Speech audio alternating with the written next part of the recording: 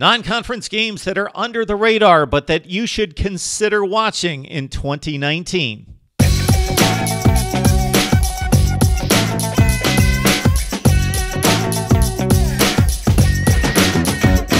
Mark Rogers TV, the voice of college football, breaking down the game we love more than anyone and better than anyone online.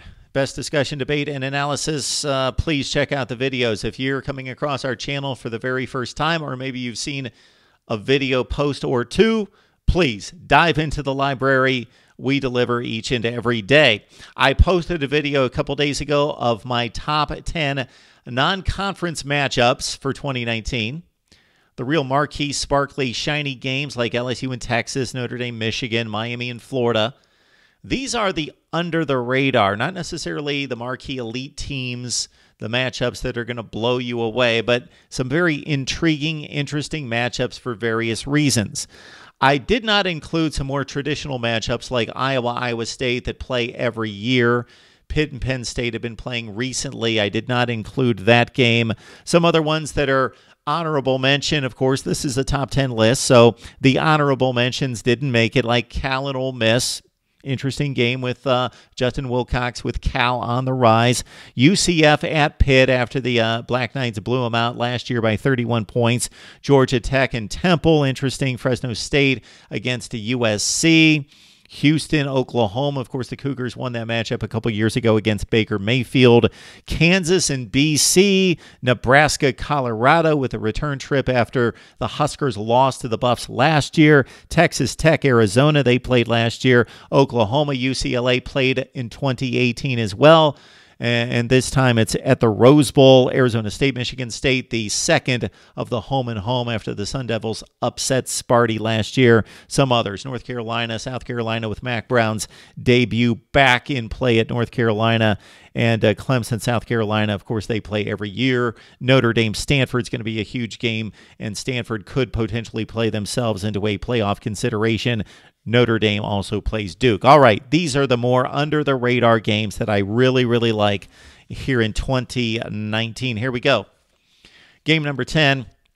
Conference USA champion of 2018, UAB at 11-3, taking on Tennessee in Knoxville, of course, on November 2nd. This is UAB's only matchup against the Power 5 this year. Last year, they took on Texas A&M, and they played it close but got blown out late, 41-20 at Kyle Field. It's always big when a group of five takes on a Power 5, but especially the SEC, and especially when it's a school from the South like a UAB. The SEC avoided embarrassment, unlike all the other conferences, excluding Arkansas, which, of course, you can't exclude from the SEC. But the SEC otherwise went 25-0 against the group of five last year and avoided embarrassment. Tennessee has to win this game to get to bowl play. You would think they're going to have a rough time with UAB, possibly in Knoxville. It's UAB at Tennessee. Interesting matchup on November 2nd. Our game number 10 under the radar. All right, matchup number 9 is Appalachian State at South Carolina on November 9th. South Carolina basically needs to win this game to get to a bowl game, I would think. Look at their schedule. It might be the most difficult in college football. Texas A&M, Alabama from the West. Of course, the East Division that they have to deal with in Georgia, Florida, and the rest. And also Clemson and North Carolina as another Power 5 matchup. So App State will not be easy. Consider that Appalachian State last year went to Penn State, took them to overtime before falling 45-38. A couple years back, it was them going to Knoxville and almost winning. The ball was laying on the field. If App State would have recovered, they would have won the game in Knoxville. But they blew that game in overtime against Tennessee. So 2 overtimes against big-time programs in Tennessee and Penn State. This time they get a shot at South Carolina, who's coming off 7-6. Now, 2 years ago when South Carolina won 9 games, one of those was a nail-biter at home against Louisiana Tech on a last-second field goal, 17-16. So this will not be easy. Of course, Ken Satterfield has moved on to Louisville, and he's replaced by Elia Drinkwitz, who comes to App State via NC State. All right. South Carolina can't afford to slip up in this one. They take on App State November 9th at home in Columbia, our 9th under-the-radar matchup of 2019. At number 8, I go to a home-and-home series that started in 2018 with Minnesota at Fresno State on September 7th. Gophers won it last year 21-14, which did not seem like a big deal at the time. But Fresno State turned out to be a giant killer of Power 5 teams in defeating UCLA and Arizona State out of the Pac-12, and also with a win in conference against Boise State en route to a Mountain Conference win, Mountain West Conference championship. Minnesota started awful. After the 3-0 non-conference, 0-4 in the Big Ten, got blown out by everyone, turned it around. We've discussed why that happened in other videos. They beat Purdue, Wisconsin, and the bowl game against Georgia Tech down the stretch to finish at 7-6. PJ Fleck may have the program on the rise. They hook up against Fresno State, this time on the West Coast. Intriguing matchup on September 7th. Our game number 8, Minnesota at Fresno State. All right. Game number 7, unlikely upset alert for Michigan. Let's go back 1 year to a game in Norman between Army and the Sooners, and what is projected to have been a much better Oklahoma team than what we're going to see out of Michigan this year. Army took them to overtime before finally losing 28-21.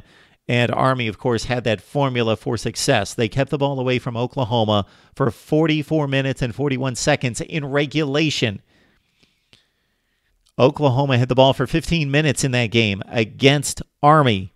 No wonder they only scored 21 points in regulation. This is not considered one of Michigan's big marquee matchups, like when they play Wisconsin and Iowa in the Western Division. Then, of course, against the East, Ohio State, Penn State, and Michigan State. But this could be tricky. Army at Ann Arbor against Michigan, second week of the season, our under-the-radar game number 7. All right, let's go to number 6, and Syracuse taking on Maryland, matchup of the ACC and the Big Ten. The Big Ten won this series 5-1 last year. This game on September 7th. Well, is Syracuse going to maintain what it established last year? Was that an aberration, going 10-3 under Dino Babers after being pretty marginal or awful for much of the last 17 or 18 years? Dino Babers went 4-8, 4-8. Now, bam, 10-3 with a bowl win against West Virginia. Is this a different era of Syracuse football? Well, they're going to be matched up against a team that didn't even reach bowl play last year in Maryland, but the ceiling's high. Despite going 5-7, they beat Texas for a second consecutive season, so I don't necessarily think that's a fluke. Are they as good as Texas? No, but it was not a fluke that they won the game and put up 51 against Ohio State in a game that they probably should have won. These are former rivals from when the Big East was not necessarily a conference, but what was considered independent football, the Big East, Eastern football, with a number of independents, including Syracuse and Maryland. There you go, as our 6th rated matchup. Syracuse, Maryland, September 7th. Okay, under the radar, number 5. Not necessarily two programs that I think, because of their schedules and their conferences, can make a splash on the national scene, even if they have a big year. But I'm intrigued by this matchup, Purdue hosting TCU. That's on September 14th. Purdue's got a rough schedule. Even prior to this game, in early September, Purdue will have already traveled to Nevada and taken on Vanderbilt. Purdue loaded up last year with difficult non-conference opponents, not elite teams, but difficult games against Boston College at home. They won that one, and they lost to Missouri on the final play of the game against Drew Lock and Company in West Lafayette. Purdue this season with Elijah Sindelar at quarterback in place of David Blau, who has moved on. Sindelar, the new starter, but not inexperienced. He threw 18 touchdowns in 2017. TCU could start a bevy of quarterbacks. They have 5 in play right now, but most likely the starter is going to be the experienced Mike Collins. TCU at Purdue, Big 12 against the Big 10, September 14th. Our matchup, number 4, Pitt's West Virginia at Missouri, September 7th. Drew Lock moving on to the NFL. Kelly Bryant in as a transfer from Clemson, of course. So Missouri's going to have to change up the offense and deliver a different approach from Derek Dooley with Kelly Bryant on the field, of course. Austin Kendall, the OU transfer, expected to be the starter for West Virginia. This certainly could be a rough year for Neil Brown in his debut at West Virginia. The Mountaineers won this game in the matchup at home 26-11 in 2016. This is the return trip with West Virginia going to Missouri on September 7th. Game number 3 is a game that I desperately wanted to watch last season, and we were robbed of it due to the hurricane. North Carolina State, West Virginia. Ryan Finley versus Will Grier. Well, they're both off to the NFL. So instead we get who knows against who knows. Well, we talked about the West Virginia quarterback situation with most likely Austin Kendall claiming that. Jack Allison also in play. The North Carolina State job in replacing Ryan Finley comes down to these 4 quarterbacks. You've got Matt McKay, a redshirt sophomore, 3-star, rated 29th at his position coming out of high school. Devin Leary, a redshirt freshman, 4-star, number 16 at quarterback coming out of high school.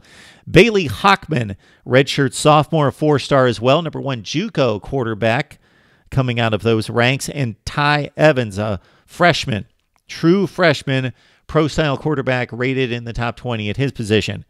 North Carolina State, West Virginia, a couple teams that may be down after moving elite personnel onto the NFL the past few seasons, but they hook up in Morgantown in September. All right, game number 2 under the radar. Washington State out of the Pac-12 traveling to American Conference foe Houston. And of course, we know that the Cougars have a recent history of knocking off top-flight Power 5 programs. Since 2012, it's been Penn State, Florida State. It's also been Louisville, Oklahoma, UCLA, Pitt, Arizona. And so Washington State, considering the plight of the Pac-12 and the reputation right now, cannot afford for the conference or themselves to go to Houston and slip up in this one. As one of the few hopes for the Pac-12 to get back to the college football playoff. This is a Friday night affair on September 13th. All eyes of the nation on college football will be focused in on Houston, with Washington State and Mike Leach paying a trip to H-Town, our number 2 under-the-radar game for 2019. And number 1, I like this one. I like them all, but I really like this one in particular. Stanford at Central Florida. Of course, UCF has gone 2 consecutive regular seasons undefeated. The last time they lost in season was against South Florida in 2016. These 2 teams hooked up in 2015. Christian McCaffrey on the field. A Rose Bowl-bound Stanford team defeated UCF 31-7. That team lost all of its games before Scott Frost took over. All right, Stanford at this point in the season, so this game's on September 14th, will have already played Northwestern and USC. This is how difficult Stanford's schedule is. They have no gimmies. They've got the 9-game season in the Pac-12, and their 3 non-conference games are against Northwestern, Notre Dame, and UCF. So they've got to travel cross-country to Florida after having already gotten a bit beat up against Northwestern and USC, 2 difficult games. They're going to have to get up again to play a pretty good UCF team in week 3 going cross-country. Stanford at UCF, mid-September, my number 1 under-the-radar game for 2019. Need to hear from you. We love the comments. And, of course, smash that like button to support the channel here at Mark Rogers TV, the voice of college football. And we will see you next time.